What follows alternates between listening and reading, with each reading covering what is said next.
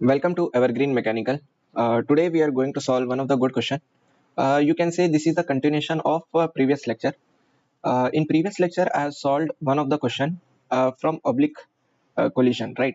This question I have taken from BM Sharma. Start this question. तो क्या बोला है क्वेश्चन में? A right angle wedge of mass m. ये जो wedge है ना, इसका मास क्या है? m है. And base angle theta, ये एंगल जो है ये थीटा है, resting over a smooth horizontal surface. ये जो सरफेस है आपका, दिस इज स्मूथ है, ठीक है. A small ball of mass small m, ये जो बॉल है इसका जो मास है वो स्मॉल एम है, एंड ये ऐसा है, ठीक है, ये नहीं है. Moving horizontally with a velocity v naught, okay, collide with the wedge on the sloping surface, ठीक है. ये वाला जो बॉल है ये आके यहाँ पे कोलाइड कर रहा है like this. If after collision the ball start moving in a vertical upward direction as shown, then आपको क्या क्या कैलकुलेट करना है. सबसे पहले the impulse of the normal reaction applied by the wedge on the ball, ये आपको पहला फाइंड करना है. Impulse of the normal reaction applied by the ground on the ways, ये कितना इम्पल्स अप्लाई करेगा वो भी मेरे को फाइंड करना है.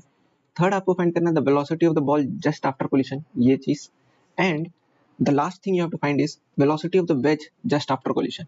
मतलब कोलिशन होने के बाद ये वाला जो वेज है इसका कुछ वेलोसिटी होगा. इसको मैं वी डब्ल्यू से नोट कर रहा हूँ ताकि कंफ्यूजन ना हो. वी नॉट वी डब्ल्यू, ये भी आपको बताना है, ठीक है. तो हम लोग स्टार्ट करते हैं एकदम ही बेसिक से और वन बाय वन हम लोग फाइंड करते हैं. I think I have taken the figure. Okay, so let's start this thing. वैसा सेड कि ये वेलोसिटी ऐसा है, सेंटर लाइन वेलोसिटी है, acceleration of centre of mass, velocity of centre of mass है, ठीक है. अब सबसे पहले हमको क्या फाइंड करना है? इम्पल्स ऑन द वेज, या फिर जो भी वेज इम्पल्स दे रहा है, impulse of the normal reaction applied by the wedge on the ball. मतलब इनडायरेक्टली आपको जे फाइंड करना है. जब मेरा ये बॉल, ये वाला जो स्फेरिकल बॉल है, ये जब स्ट्राइक करेगा, मैं आपको क्या बताया था, जब कभी भी ओब्लिक कोलिशन आता है आप सबसे पहले क्या करते हैं? सर आप बताए थे कि सबसे पहले आप प्लेन ऑफ इम्पैक्ट बनाएंगे, जो कि हम बनाए. उसके बाद हम लोग एक नॉर्मल बनाएंगे along the plane of impact, perpendicular to the plane of impact. वो हमारा क्या रहेगा? लाइन ऑफ इम्पैक्ट रहेगा. मुझे सच बता रहा हूँ, ये वाला चीज I am explaining you from the last 3 videos, right. तो ये वाला जो ये दोनों का बीच का जो एंगल है वो 90 डिग्री है, प्लेन ऑफ इम्पैक्ट और लाइन ऑफ इम्पैक्ट के बारे में. और एक चीज मैं आपको बताया था कि जो भी मेरा इम्पल्स रहेगा वो हमेशा लाइन ऑफ इम्पैक्ट में एक्ट करेगा. तो मतलब कहीं ना कहीं आपको ये जे फाइंड करने बोल रहा है, ठीक है. अब जे इक्वल एंड ऑपोजिट रहेगा. बॉल वेज में भी एक इम्पल्स देगा और वेज बॉल में देगा, राइट. आज मैं ना थोड़ा एक अलग वे से जाऊंगा, ठीक है, क्योंकि इसमें इम्पल्स फाइंड करने बोला है करके. तो अब मैं क्या अलग वे से जाऊंगा कि ये वाला एंगल कितना होगा? थीटा होगा, राइट. देखो, और सिमिलरली ये वाला एंगल जो होगा वो भी थीटा होगा, राइट. अब मैं क्या कर रहा हूँ ना, ध्यान से देखना क्योंकि ये बहुत इंपॉर्टेंट है. अगर ये वेज है, अगर ये जे है,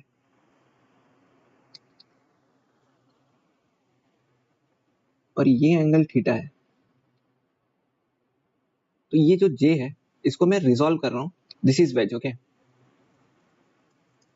तो ये जो जे था उसको मैं रिजॉल्व कर रहा हूँ एक्स और वाई के डायरेक्शन में. ये थीटा है तो इस डायरेक्शन में क्या होगा? जे कॉस थीटा हो जाएगा. और ये वाला डायरेक्शन क्या होगा? जे साइन थीटा होगा. यहां तक का कोई डाउट? मेरे को नहीं लगता आपको कोई डाउट होगा, ठीक है. सिमिलरली जो मेरा स्पेरिकल जो भी ये बॉल था जिसका मास m था, उसमें मेरा इम्पल्स इस डायरेक्शन पे लग रहा है.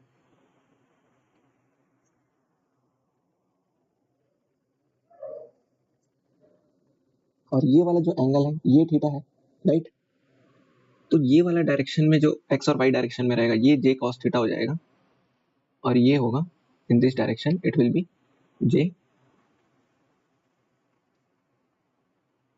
J sine theta. This is for ball. कुछ भी डाउट आया इसमें? कुछ नहीं किया भाई. देखो, एक बार जैसे ये बॉल स्ट्राइक होके जब इस डायरेक्शन में या फिर इस डायरेक्शन में जाएगा, जब इस डायरेक्शन में जैसे ये जब स्ट्राइक हुआ था ना बॉल, मैंने ball come horizontally and it strike on the sloping surface, उस समय पे जो मेरा इंपल्स एक्ट हुआ है वो इक्वल एंड ऑपोजिट रहेगा। बॉल में वेज बॉल पे लगाएगा, बॉल वेज पे लगाएगा, राइट। उसी को मैं रिजॉल्व किया हूँ, वो इंपल्स को मैं रिजॉल्व किया हूँ एक्स और वाई में, और कुछ भी नहीं किया, ठीक है। अब मेरे को इंपल्स फाइंड करना है, no doubt we can find sir. कैसे फाइंड करेंगे? अब आप ना सिस्टम आप ले लीजिए। अगर अगर मैं सिस्टम बस बॉल को मानूं, if my system is ball, ठीक है। तो अगर अब मैं मोमेंटम इक्वेशन लगा रहा हूं इन एक्स डायरेक्शन, ठीक है, एंड जब कभी भी मैं मोमेंटम इक्वेशन लगाता हूं मैं साइन को फॉलो करता हूं, तो इस पॉजिटिव एक्स डायरेक्शन में एक्स इज माई पॉजिटिव और ये वाला डायरेक्शन में वाई पॉजिटिव है, ठीक है। अब बिफोर इम्पैक्ट मेरा जो मोमेंटम था वो कितना था? Minus m v naught. Minus क्यों? क्योंकि ये नेगेटिव डायरेक्शन में है, okay. V naught initial velocity of the ball, plus क्या मेरे ये वाला जो बॉल है इसके पास इंपल्स है एक्स डायरेक्शन में? यस सर है। कितना है? जे साइन थीटा है। No, yes, perfectly J sine theta है, और ये पॉजिटिव साइड में है तो इसलिए मैं पॉजिटिव साइड लिया। Equal to final velocity after striking the ball, जो मेरा फाइनल ये जो बॉल आफ्टर स्ट्राइकिंग होने के बाद का जो वेलोसिटी है वो कैपिटल भी है, बट इस जो वेलोसिटी है इसका कोई भी कंपोनेंट एक्स डायरेक्शन में नहीं है, तो इट इज जीरो। तो अब मेरा जो जे साइन थीटा हुआ है वो कितना हो गया? Small m v naught. तो जो जे आया वो m v naught divided by sine theta, इसको मैं क्या लिखूंगा? M v naught 1/sin theta क्या होता है? Cosec theta. यहां तक का कोई डाउट है तो आप मेरे को आप पूछ सकते हो। क्या सर आप ये जे फाइंड कर सकते हैं with respect to wedge also? या डेफिनेटली वी कैन।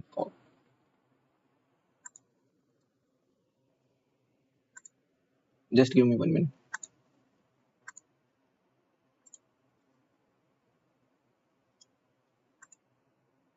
अगर वही चीज अगर मैं वेज के हिसाब से फाइंड करना चाहूँ तो आप मेरे को बोलोगे कि सर वेज में ये जे था, तो जब मैं इसको रिसॉल्व किया था तो ये आया था जे कॉस थीटा और इस साइड आया था मेरा जे साइन थीटा, राइट।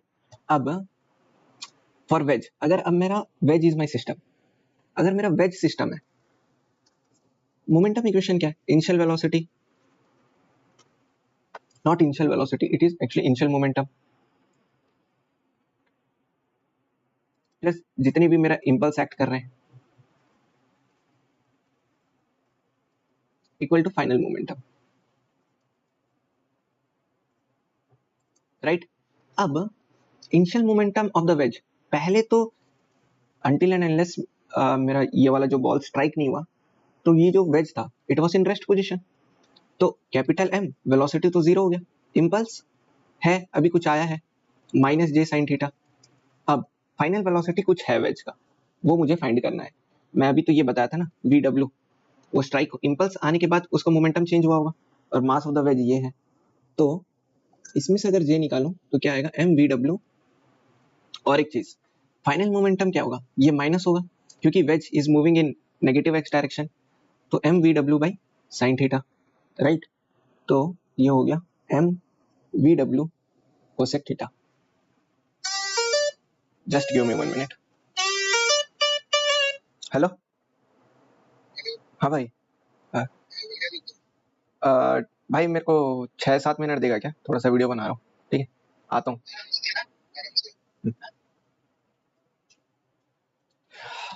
ठीक है। अब प्रॉब्लम ये है कि मेरे पास वेलोसिटी ऑफ वेज नहीं है, राइट। अदरवाइज मैं उसको वही चीज लेके आ सकता हूँ, हम लोग अभी आगे फाइंड करेंगे, ठीक है। बट अब अगर आप मेरे को बोलोगे ना कि सर आप हम जो भी इक्वेशंस फाइंड कर रहे हैं इम्पल्स का, आप अगर ध्यान से देखोगे तो मैं वी नॉट और थीटा के टर्म्स में फाइंड करूंगा, क्योंकि मुझे कुछ और दिया नहीं है, बस वी नॉट दिया हुआ है, राइट, और थीटा दिया हुआ है और मासेस दिए हुए हैं, और किसी के टर्म्स में मैं फाइंड नहीं कर सकता, राइट, क्योंकि आपके पास वी भी नहीं है, वी डब्ल्यू भी नहीं है। तो मेरा पूरा जो भी इस क्वेश्चन में पूछा है आपको, वो सब का क्रक्स ये है कि आपको जो आंसर है वो ये दोनों के टर्म्स में आपको लेके आना पड़ेगा, राइट। इसमें ऑप्शंस दिया नहीं है, otherwise it will give you, ठीक है। अभी के लिए हम इसको मान के चलते हैं जो भी मेरा जे आया है वो m v naught cosec theta आया है, ठीक है। इसको मैं इक्वेशन 1 मान रहा हूँ। अब दूसरा क्वेश्चन क्या पूछा है? दूसरा पूछा है impulse of the normal reaction applied by the ground on the ways. ठीक है, ये भी फाइंड कर लेते हैं। ये मेरा वेज है, इसमें एक नॉर्मल रिएक्शन लग रहा है और ये इम्पल्स चीज फाइंड करने बोल रहा है, राइट? तो ये क्या होगा? जे, यहाँ पे जे कॉस थीटा था, तो जो भी इम्पल्स वाला जो नॉर्मल रिएक्शन रहेगा वो क्या होगा? बस जे कॉस थीटा होगा। हमेशा याद रखना, weight force and spring force they are non impulsive. इन दोनों नॉन इम्पल्सिव रहते हैं। इसके सिवा जो भी फोर्स रहते हैं, जैसे फ्रिक्शन फोर्स हो गए, ठीक है, टेंशन फोर्स हो गया। कभी कभी आप देखोगे ऐसा कुछ, एक बॉल है, वो स्ट्रिंग से टाइड है, ठीक है, और सडनली सम बुलेट और some ball get strike on this, इसके कारण आ सकता है टेंशन फोर्स, ठीक है। इवन नॉर्मल रिएक्शन फोर्स जैसे कि ये वाला, ठीक है, ये सब चीजें केस डिपेंडेंट रहती हैं। मेरे वर्ड्स को आप ध्यान दीजिए, मैं लिख रहा हूँ केस डिपेंडेंट।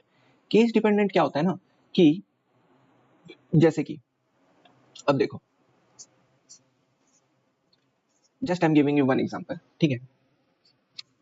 अब सपोज कीजिए this is one spherical ball which is tied to a string, ठीक है, और यहाँ पे एक स्फेरिकल बॉल है, वो कम सा रहा है और कांटेक्ट कर रहा है, इंपल्स आ रहा है। तो जो भी मेरा इंपल्स रहेगा वो किस डायरेक्शन पे रहेगा? Impulse will be on this vertical direction, इस हॉरिजॉन्टल डायरेक्शन पे इंपल्स एक्ट करेगा। तो there is no impulse will be on the string. इसमें अब यहाँ पे स्ट्रिंग में इंपल्सिव फोर्स नहीं रहेगा, ठीक है। जो भी टेंशन रहेगा वो नॉन इंपल्सिव रहेगा, नॉन इंपल्सिव टेंशन रहेगा।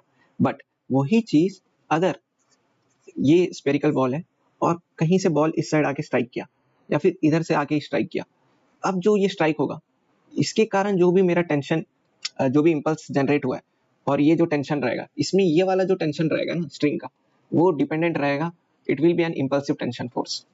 अब मेरे को नहीं मालूम आपको समझ में आया कि नहीं, बट मैं ये बताना चाह रहा हूँ कि ये जो वेट फोर्सेस हैं और स्प्रिंग फोर्सेस हैं, ये दोनों को अगर आप हटा दिया जाए, ये दोनों नॉन इंपल्सिव फोर्स रहते हैं। उसके सिवा जो भी फोर्सेस रहते हैं वो इंपल्सिव रहते हैं। इफ यू विल से कि सर प्लीज आप मेरे को थोड़ा सा और डिटेल में बताइए कि ये इंपल्सिव फोर्स है, ये नॉन इंपल्सिव फोर्स कैसे है, अगर आप बता डिसाइड कर दें तो I will just write down in the comment, I will take a whole lecture on this कि how you can decide whether it is an impulsive force or non-impulsive force. And if you will say I can prove also कि I can't prove but I can take an example and I will say that जिस जो ये weight force है ये non impulsive हम लोग क्यों assume करते हैं? वी ऑलवेज एज्यूम इट कि जो मास या फिर जो वेट है वो एक नॉन इम्पल्सिव फोर्स है, क्योंकि उसका जो वैल्यू आता है, जो भी मेरा इम्पल्स आता है ना, वो होता क्या है कि it is a very very come duration में वेरी लार्ज फोर्स एक्ट करता है। उसके सामने ये जो वेट फोर्स रहता है ना, वेरी वेरी नेग्लिजिबल रहता है। This can be better understood with the help of an example कि वेट फोर्स का जो इम्पल्स आता है वो बहुत कम रहेगा। अगर जो इम्पल्स आ रहा है, इम्पल्सिव फोर्स जो जनरेट हो रहा है जो नॉर्मल ये जो भी रिएक्शंस की वजह से या फिर जो भी, वो ऑलमोस्ट 10⁴ अगर हम लोग एक माइक्रो सेकेंड्स में अगर कंसिडर करें, बट उसके हिसाब से 981 98.1 ऐसा कुछ आएगा आपका वेट फोर्स, जो कि वेरी वेरी नेग्लिजिबल है। इसलिए हम लोग उसका एज्यूम हटा देते हैं, एजम्पशन रखते हैं कि वेट फोर्स एक नॉन इम्पल्सिव फोर्स है, हम लोग इसलिए उसको नहीं लेते हैं, राइट। अब इधर आते हैं, इसमें जो नॉर्मल रिएक्शन होगा उसमें एक ही चीज आ रहा है वर्टिकल डायरेक्शन में, तो वो होगा जे कॉस थीटा। और जे में अभी निकाल के दिखाया कि m v not into cosec theta है, m v not into cosec theta into cos theta, ठीक है। इसको और सिंप्लीफाई कर सकते हैं अपन कैसे, m v naught 1/sin theta into cos theta, m v naught ये हो गया कॉट थीटा। तो जो भी मेरा रिएक्शन इंपल्सिव रिएक्शन बोला है वो आ रहा है, वो आपका m v not into cot theta आ रहा है, ठीक है। कुछ गड़बड़ तो नहीं हुआ ना? 1 मिनट, हाँ सही है भाई। अब हमको क्या फाइंड करना है? Velocity of the ball just after collision. It's a very easy thing we can do.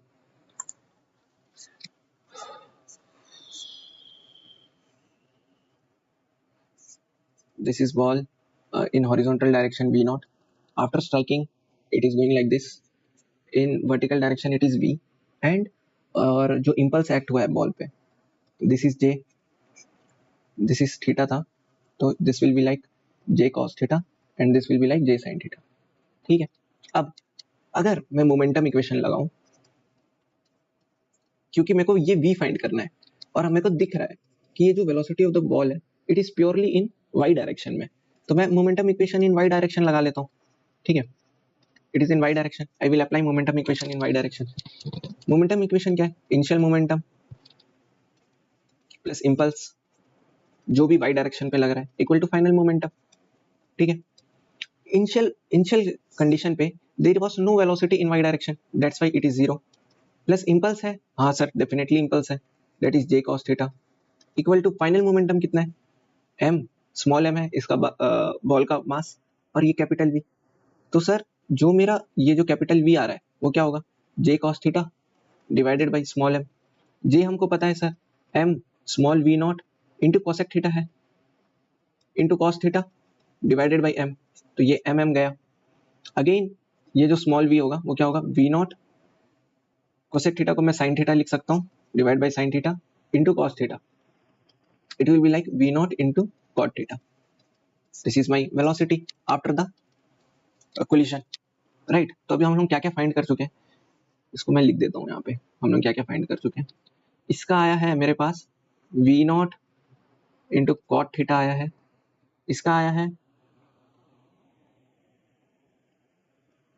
इसका आया है m v naught cot theta, m into v naught cot theta आया है, और इम्पल्स तो आया है m small v naught cosec theta आया है। ठीक है, अब आता है find the velocity of the wedge just after collision. ठीक है सर, हम वेलोसिटी ऑफ द वेज भी फाइंड कर सकते हैं। ओके, अगर मेरे को वेलोसिटी ऑफ द वेज चाहिए, मतलब ये चाहिए आपको, आपको ये चाहिए वेलोसिटी ऑफ द वेज।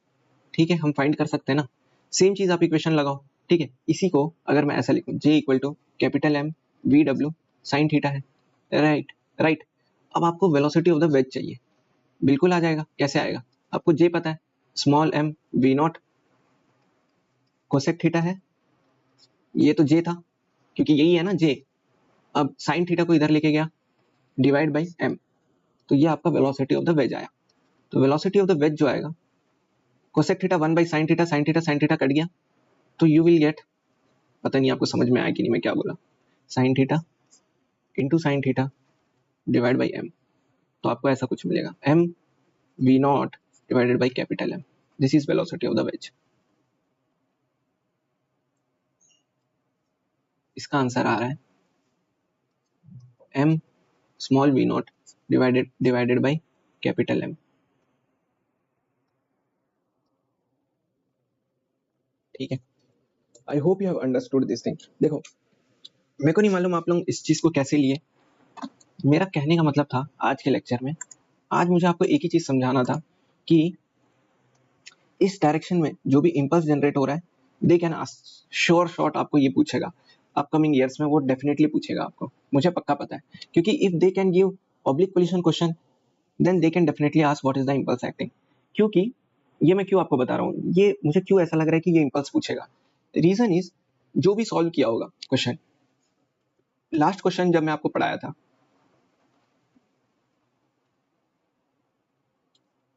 जब मैं लास्ट क्वेश्चन आपको उस दिन पढ़ाया था, ठीक है, हम लोग क्या किए थे सर, आप बोले थे कि लाइन ऑफ इम्पैक्ट के डायरेक्शन में एक्स वाई कोऑर्डिनेट एज्यूम कर लो। ठीक है, आप कर भी लिए थे। उसके बाद आप क्या किए थे ना सर, आप क्या किए थे, आप जो प्लेन ऑफ इम्पैक्ट है उस डायरेक्शन में आप वेलोसिटी को इक्वल कर दिए थे, बट आप ये मतलब वेलोसिटी मतलब मोमेंटम कंजर्व कर दिए थे आप प्लेन ऑफ इम्पैक्ट वाले डायरेक्शन में, बट आप मोमेंटम कंजर्व नहीं किए थे along line of impact, right. यहाँ पे मैं मोमेंटम कंजर्व नहीं किया था। उस समय 90% ऑफ लोग बोले भी थे कि सर आप क्यों नहीं किए हो। उस समय भी मैं आपको बताया था क्योंकि भाई उस डायरेक्शन पे इंपल्स है। इंपल्स क्या है यार, मैं मोमेंटम कंजर्व कब कर रहा हूँ, जब मेरा initial momentum equal to final momentum हो रहा है। बट जो मेरा बेसिक इक्वेशन क्या है, initial momentum plus integration of F into D T, जो कि ये मेरा इंपल्स है, और इक्वल टू फाइनल मोमेंटम। अगर मेरे पास ये अगर इंपल्स रहेगा, इंपल्स है किसी डायरेक्शन पे, तो how can I conserve it. अगर आप आज देखोगे उस दिन मैं क्या किया था, इस डायरेक्शन पे कोई इंपल्स नहीं था करके मैं प्लेन ऑफ इम्पैक्ट में इनिशियल मोमेंटम फाइनल मोमेंटम कर दिया था। अगर मैं सच बता रहा हूँ, if you want you can solve this question. आप इस क्वेश्चन को आप कैसे सॉल्व कर सकते हो जानते हो, ये वी नॉट को आप लाइन ऑफ इम्पैक्ट के डायरेक्शन में रिजोल्व कीजिए। कैसे करोगे, सिंपल है, ये वी नॉट है, इसको लाइन ऑफ इम्पैक्ट और प्लेन ऑफ इम्पैक्ट के डायरेक्शन, ये प्लेन ऑफ इम्पैक्ट सॉरी ये लाइन ऑफ इम्पैक्ट हो गया, ये प्लेन ऑफ इम्पैक्ट हो गया, और ये थीटा है, तो इधर क्या होगा वी नॉट कॉस थीटा, और यहाँ पे वी नॉट साइन थीटा होगा। ठीक है, सिमिलरली अगर मैं इसको रिजोल्व करूँ along along plane of impact और अलोंग लाइन ऑफ इम्पैक्ट, तो ये क्या होगा, थीटा, ये थीटा है ना।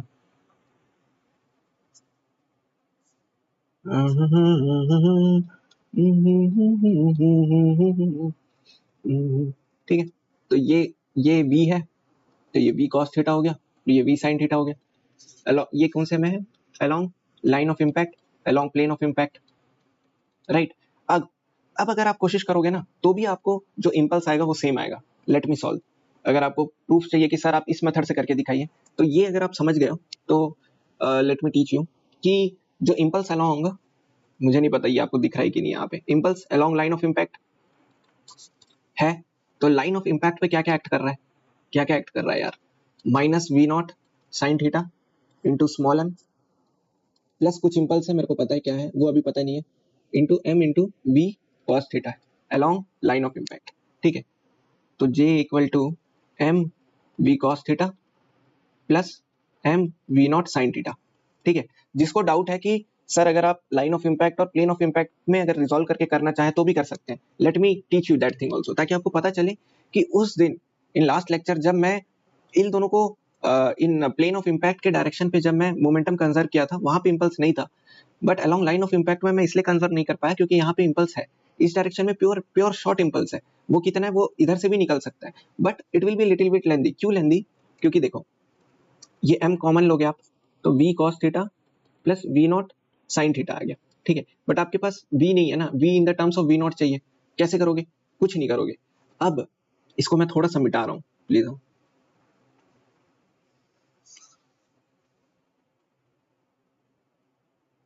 ठीक है, उसका कुछ काम नहीं था मेरे को। ठीक है, अब देखो along along plane of impact momentum is conserve, क्योंकि प्लेन ऑफ इम्पैक्ट में मेरा कोई इंपल्स नहीं है, इंपल्स मेरा बस along the line of impact है, तो क्या क्या होगा, v sin theta equal to v naught cos theta होगा।